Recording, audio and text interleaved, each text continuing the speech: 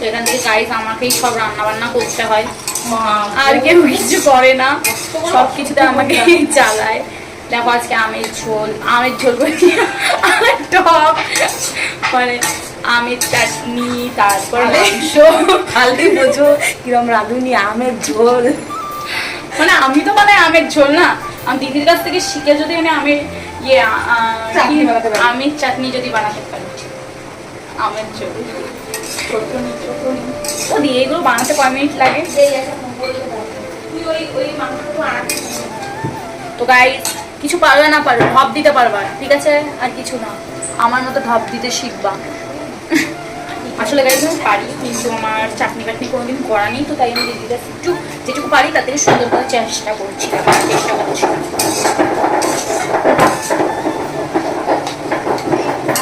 এখানে দিদি একাই আর কি।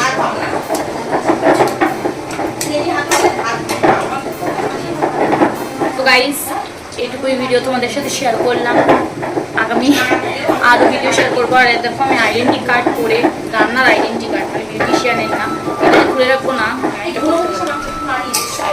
কি আমি সবই নেড়ে দিচ্ছি। দেখো গাইস আমাকে দিয়ে খাটাচ্ছে, আবার নাকি কিছু পারে।